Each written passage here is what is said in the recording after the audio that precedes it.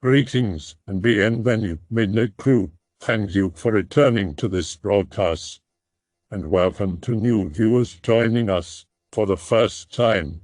If you like a video, then feel free to subscribe.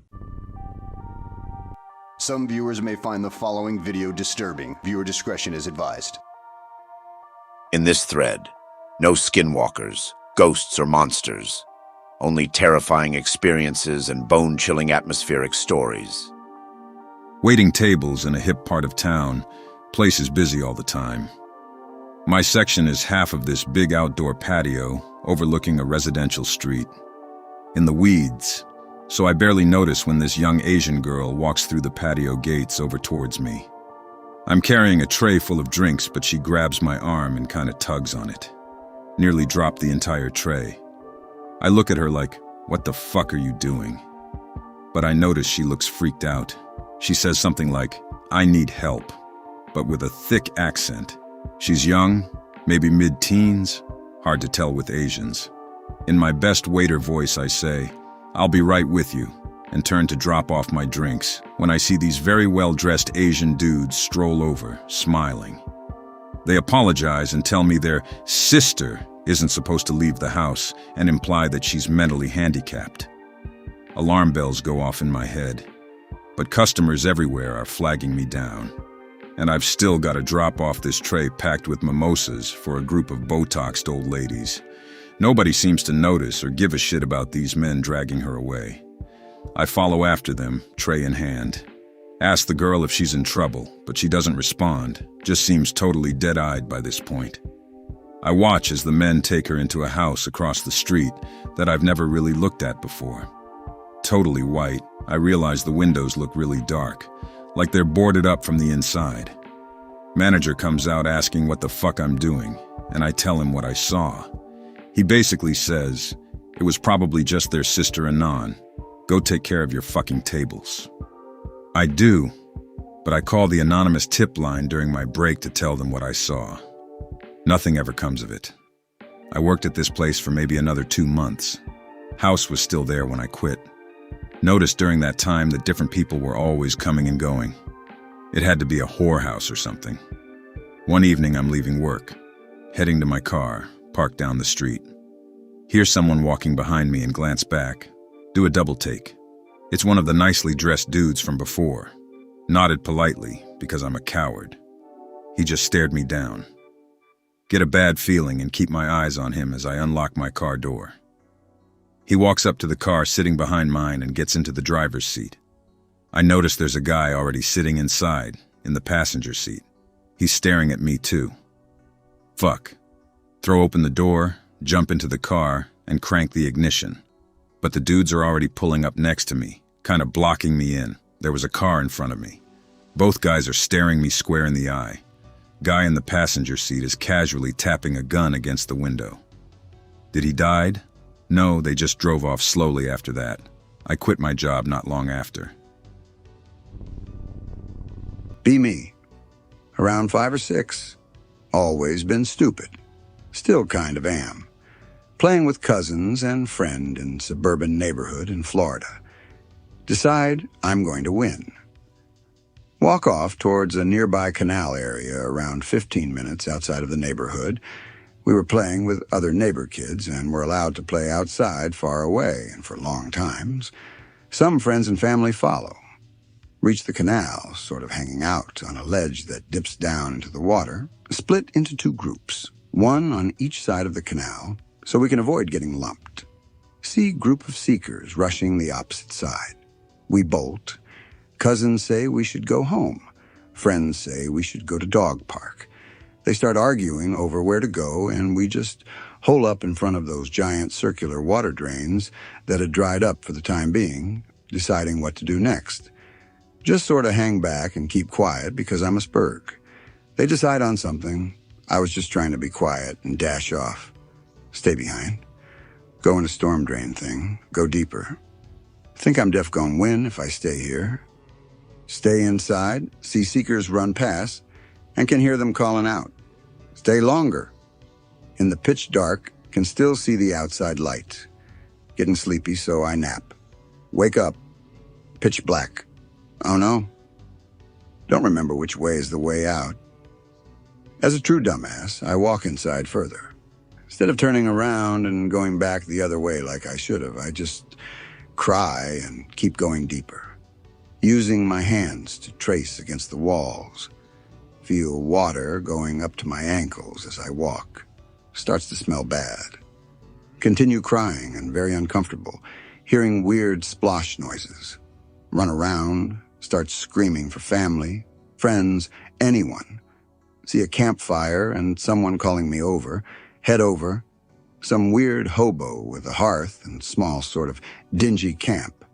All sorts of fucked up, bruises, missing teeth, olive-colored skin, dirty and mangy blonde hair. Eyes are fucked.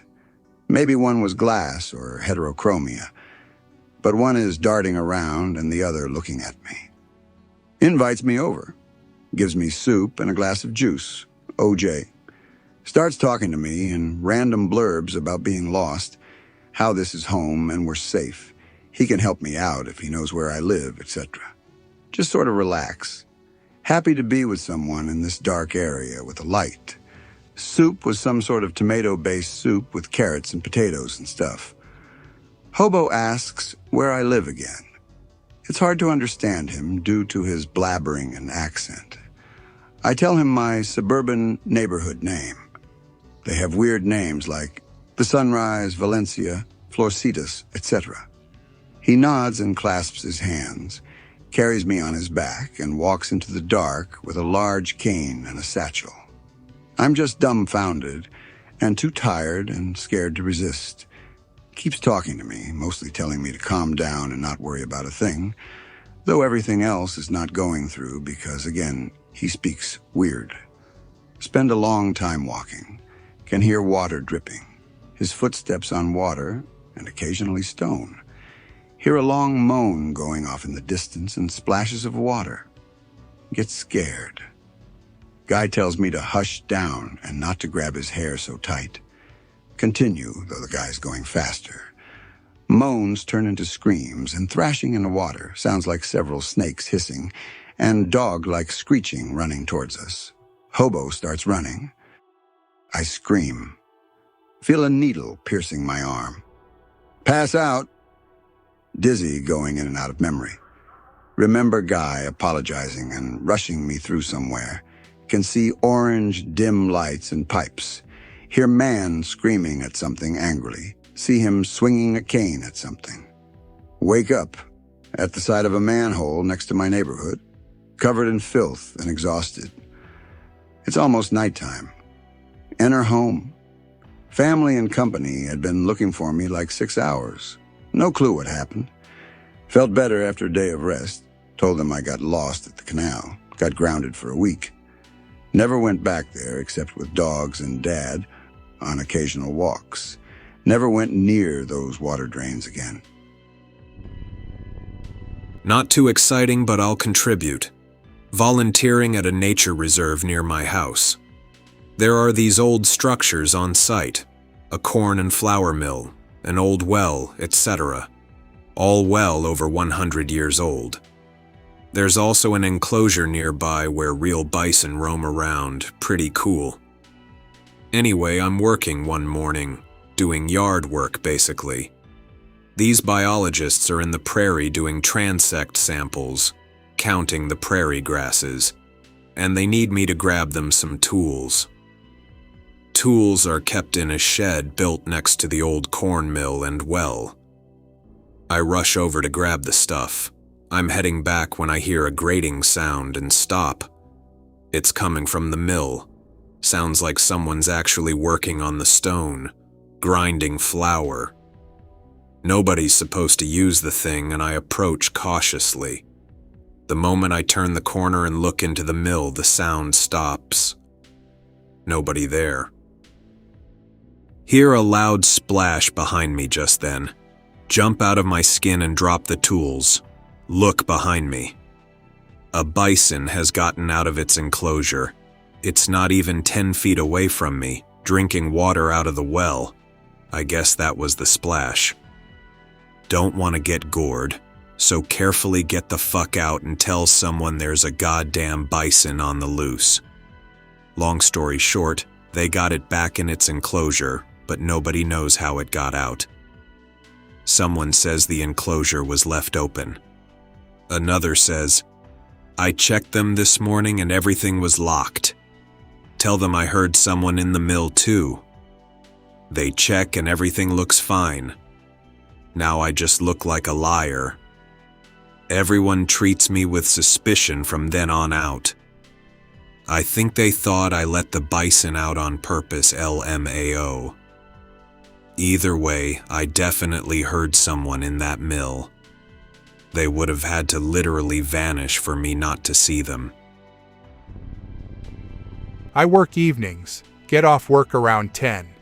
It's about an hour drive home. One day I'm on my way home, about 10 minutes away.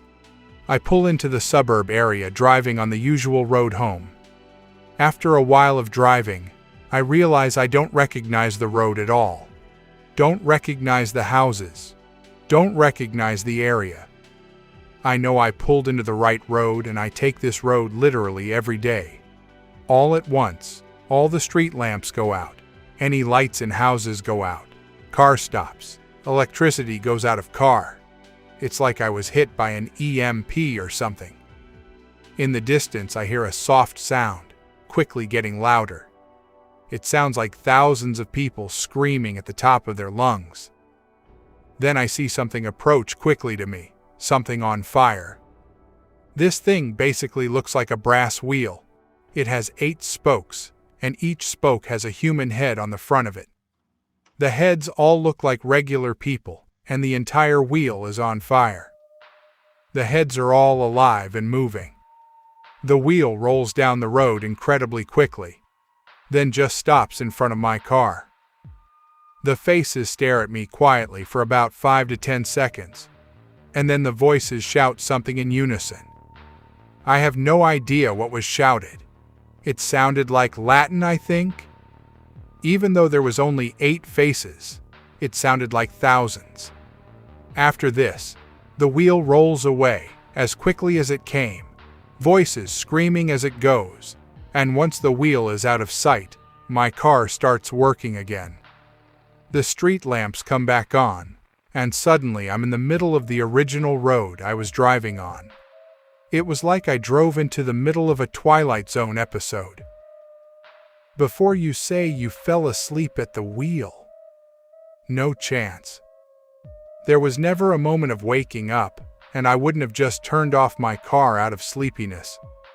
I would have crashed or be in the middle of the street or something, but I remember everything lucidly. It's kind of hard to forget something like that. Uncle lived with me and my folks growing up. I was about 10 years old when I found him dead in his room. Box cutter slashed his wrists. The walls, the floor, even the ceiling and ceiling fan had blood on them. I remember standing in the doorway. I remember screaming. Dad rushed over to see what was the matter.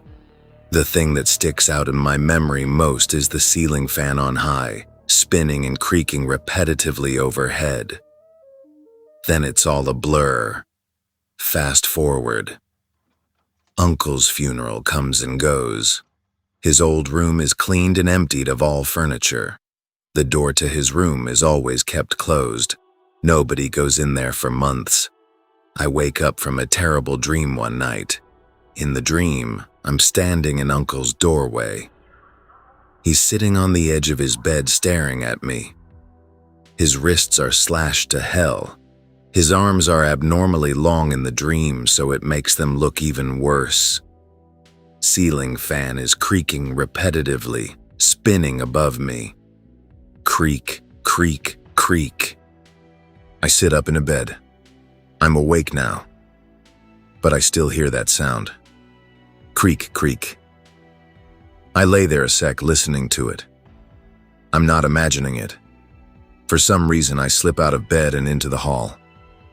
Looking back, I didn't feel in control of my own body at the time. I approach Uncle's bedroom door. On the other side, I can hear the ceiling fan spinning loudly, clear as day. The image of Uncle from my dream pops into my head. Picture his long arm reaching over to open the door. For whatever reason, I turn the handle, push door open slightly, peek inside. The room is empty. Sigh of relief. Look up at the fan. It isn't even on. Creak, creak, creak. What the fuck? I suddenly panic and try to close the door. But at the last second, I feel someone tug on it from the other side, keeping it from closing. Fuck this, abandon ship. Rush to my room, jump under the covers. Think I hear the door close, but my heart is beating in my ears, so maybe I imagined it. Lay there for a long time listening to the creaking sound until I pass out from exhaustion and fear. Groomsmen at a friend's wedding in the Chattahoochee National Forest. Entire bridal party staying in the groom's parents' vacation house the night prior to the wedding. Groom was supposed to bring stuff for breakfast but forgot. Head out at 10 p.m. with 2 other groomsmen to find a grocery store. Google takes us to a 24-hour Ingles about a half hour away. Absolutely nothing around. No streetlights. Roads barely paved. Miss one turn and suddenly find ourselves in a typical upper-class neighborhood. Houses are all either castles or extremely ornate townhouses. Wrought iron, high-end landscaping, intricate woodwork, gas lamps everywhere. Comfy-looking downtown section with shops and restaurants. Weird. But there are plenty of expensive neighborhoods in the mountains. I'd have expected a gate, though. Also, not a soul out, despite it being 10 p.m. on a Friday. Notice that the doors and windows on several of the shops are wide open. Piano music from inside. Check the map, says I'm off-road.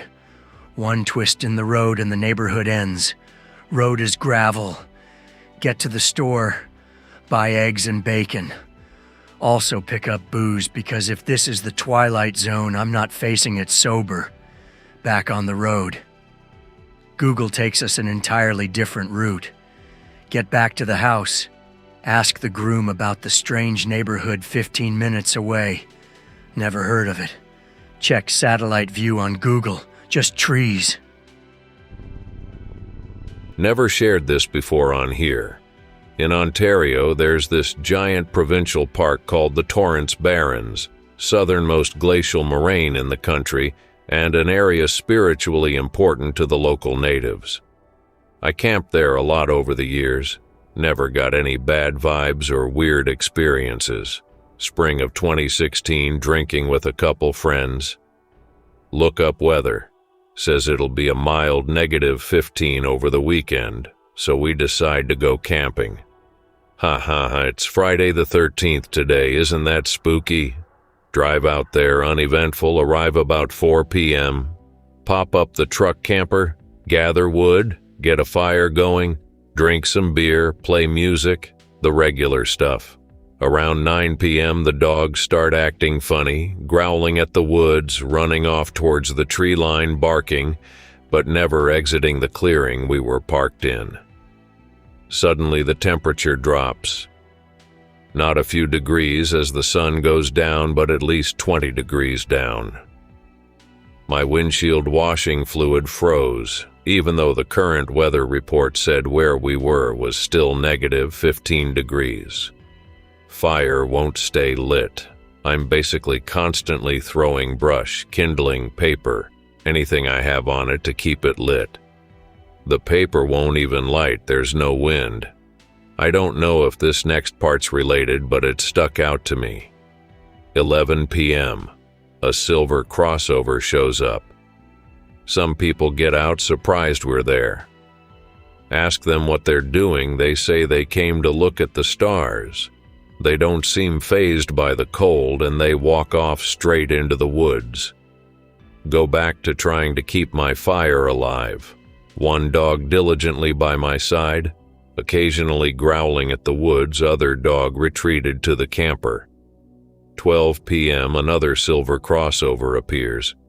The exact same car as the first one. Pulls in next to the first, kinda creeped out. They get out, don't say anything to me. Don't even say a word to each other. Just walk into the woods where the first group did. 1 a.m. My girlfriend comes out of the camper. Says she's scared. Wants to go stay at a hotel or something. Any excuse is good for me. .jpg. Drop the tent, abandon the camp, tear off down the road back to civilization as fast as the conditions allowed. As soon as we leave the dark sky preserve, temperature goes back to where it should have been the whole time. Not going back anyways. Get to the motel, wake up the watchman to check in, even the dogs, go to the room, pass out in bed. And then I dreamed. I was walking through the woods, but I was shorter than I am. Much shorter, dog height. I didn't move my limbs in my dream. It was like I was just piggybacking something else. I watch myself at my fire in the woods trying to keep it alive. I watch myself and the dogs getting spooked, and I watch myself drive away. After the truck leaves, I follow it. Somehow I can keep up easily, and I stay well behind it all the way to town.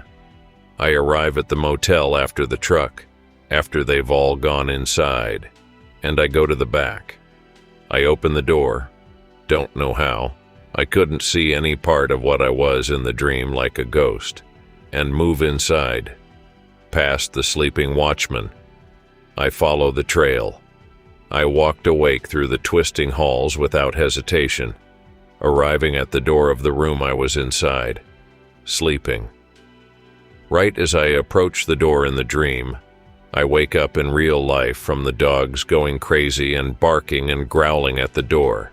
I jump up, kind of freaked out by the dream, and look out the peephole. Nothing.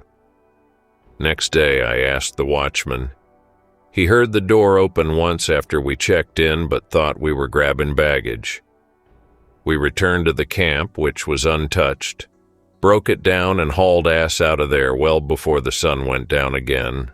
The Dark Sky Preserve is the largest area in southern Canada, without any electricity, artificial lights, or traces of civilization beyond trail markers, and it was once a burial site. I don't know what that dream was or what happened that night. Had something really weird happened to me 4, maybe 5 years ago with a group of friends. Be me 18 or 19 years old. Thursday night, sometime late spring, early summer, 3 close friends over to watch Game of Thrones on my Xbox. Watch episodes, having good time. Decide to go hang around in park across the street, shooting the shit, talking about whatever bullshit we thought was interesting at the time. Find bottle on the ground, and we are fucking around with it. Throw it up as high as I can. Comes crashing down but doesn't break. Brain didn't process what I was looking at for a second. There was a shadowy figure standing right where the bottle lands. Kneels down. Couldn't see bottle anymore. Shadowy figure runs right past my friend in front of me. Body tells me to run. All 4 of us just start booking it back to one of the cars. Normally, I am pretty skeptical about those situations, but all 4 of us said we saw the same thing. Be us, a few minutes later, sitting in friend's car, let's call him Joe, calming ourselves, each confirming what we saw.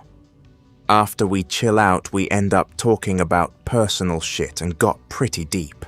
Don't know how much time passes. Joe stops one of us in the middle of discussion, points out to look across the street at my neighbor's lights. A shadowy figure is walking across. One by one, each of their front lights obscured by something. Joe turns on car. Try to follow whatever it was. Couldn't find anything. After this, we were all back to freaking out and honestly terrified. Joe ended up forgetting something inside and had to grab it real quick. When he came back out, he was in tears, accusing us of fucking with him. He couldn't compose himself well enough to go into greater detail, but said he saw something in the glass that charged at him like the park. I've known Joe for nearly 12 years, and this is still the only time I have ever seen him get emotional. Nothing like this has happened to me again, and sometimes it's hard to believe it happened. So, true story. I had this girlfriend 3 years ago. She was hugely into paranormal shit. Believed in all of it. I didn't, but I always found it interesting. We saw this scary movie at some point that involved demon summoning, and she got really into it. Asked me if I wanted to try it with her. She was scared to try it alone. I figured why not? So she did a bunch of research and read a bunch of methods. I don't know exactly what it was. I just said I would go along with it. In the end, the things I knew she settled on was a moonless night, in a blacked-out room.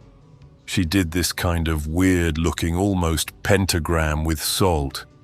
She had 5 candles on each point of the star. It was the only light in the room. She was adamant on that. They weren't particularly bright either. So she read from a printed-out piece of paper.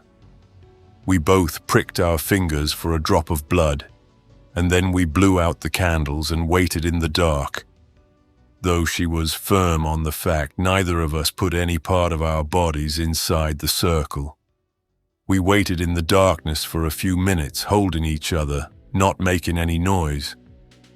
Honestly, I don't believe in this stuff, but it was kinda intense. Fun, but intense.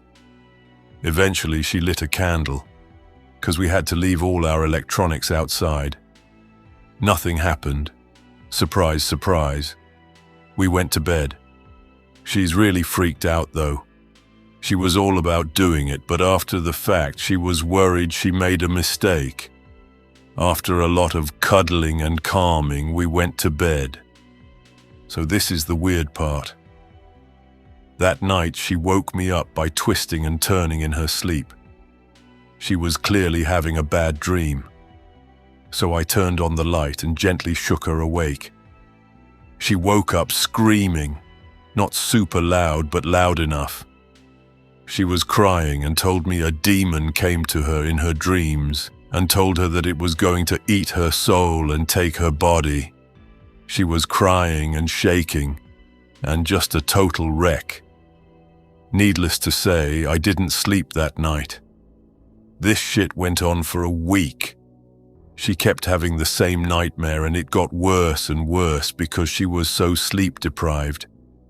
I started talking to her about if she should go back on her anti-anxiety meds or something. I did my best to convince her it wasn't real, but the more it went on, the more she believed it. I was really worried. She was clearly becoming undone by this whole experience. She started reading more and more stuff online, put up all kinds of wards to protect herself. She even tried to do a reverse ritual thing she looked up. I went along with it, hoping that would calm her down and be the end of it. Nothing seemed to work. She wasn't having the dreams every night at this point, but often enough. She even got a little protective tattoo on her wrist. I mean, it was getting crazy. So I eventually came up with the idea of having her try to put the curse or whatever on me, since I helped her summon the demon too. She was really against it at first, but her resolve crumbled, and she hoped I would have a strong enough mind or aura to deal with it. So we did this other ritual or whatever, where we sat in a pentagram and did a blood mixing thing. We were committed to each other, so I wasn't worried about either of us being clean. That seemed to calm her down, though she promised she'd take it back if I had issues. So not long after this, maybe a week, I had a similar dream. Not surprising really, as she told me all about them in detail enough. I didn't wake up screaming or anything, but it was unsettling. I never told her about it, but she always started to keep her distance. And I found her just staring at me for periods of time when she thought I wasn't looking. The breaking point came when I was changing the bed, something she usually did. And I found out that she hid a little knife on the side of the bed in between the mattress and box spring. At that point I was like, okay, I'm out. I don't need to be stabbed in my sleep. I never told her I found it. I just kind of said we needed some time apart, and she didn't even fight it. It was for the best, really. I was getting sick of all this crap with her. But it made me think back on some of the things we did in bed before our breakup. Thinking back now, I distinctly remember times when I was above her, and she was looking straight at me with a kind of nervous but excited look. I didn't think of it then, but her hand was usually draped over the side of the bed where she was keeping her knife. Just in case, I suppose. It was odd thinking about it now. If I said or did the wrong thing, would she have pulled it out and stabbed me? Why did she even want to do it in the first place? It made no sense, as she was at the same time distant but oddly aggressive to do it during those weeks. Needless to say, I never brought this up with her, and haven't spoken or contacted her in years. I have a really good one. Not sure if this thread is still alive. Relaxing with friends on island on Canadian West Coast, around 2015 at friend's grandpa's cabin. Sitting on a chair his grandfather made, who was in the Canadian Intelligence Corps during World War II. Chair ornately carved with military symbols. Grandson is smoking with us. I ask him about the chair. He tells me his grandfather served all over during World War II in the Canadian Intelligence Corps. Told him one story when he was young that scared the Christ out of him. His grandfather served in Italy when the Canadians invaded Sicily, then Italy in 1943. Sent on a mission with 2 other Intelligence Corps members to gather intel on a small town where German soldiers were located. Middle of the night, pitch black. The 3 men, including his grandfather, see something that should not exist when monitoring the town. After reporting back to their superior officer, he sends them back to high command to be interrogated. Basically told, you will never say anything about this to anyone ever. One guy soon offs himself, another ends up in an asylum soon after. His grandfather is unfazed, never told anyone what he had seen, and died over 90 years old. Grandson randomly tells me this as I'm sitting in the chair his grandpa built. I always wondered what exactly they saw. Germans collaborating with allies or some otherworld horror? I still think about this one sometimes. Leave the house to get groceries. Less than a block away from the house, this guy starts walking next to me. Looks like normal college-age guy. Wears a Letterman jacket. Don't think much of him until he starts talking. He says, "I am death." I thought he said deaf, and just say something boring like, "Oh, okay." He says something like, "Do you wonder when you're going to die?" By this point, I realize I'm talking to either a schizo or the actual Grim Reaper. For some reason, he also said, "God is a Taurus." I make it to an intersection and cross the street to get away from him. Never see this guy again. At night in the woods, be Wendigo, doing Wendigo things. Stop at tree line near a human dwelling. Going to ask a dryad a question, knock on tree. See small feline approach. It makes a sound. Ate earlier, not hungry. Ignore it. Tomp, feel sudden pain in neck. Feline runs off. Feel straight, smooth, small branch in neck. Turn to see human by the dwelling with an odd piece of wood and string in its hands. Human throws down wood and pulls out shiny object and begins to run across the field towards me while screaming. Is this human serious? Human freezes about 10 feet from where I'm standing in the tree line, open mouth to say something. Human drops shiny sharp object and runs off flailing towards its dwelling. Talk to Dryad about humans being dicks. Mark dwelling for feeding next month. I hope that you enjoyed tonight's broadcast. If you enjoyed tonight's story, then please subscribe to the channel as more Greentext will appear daily. A new broadcast will appear when the clock strikes midnight Central Time.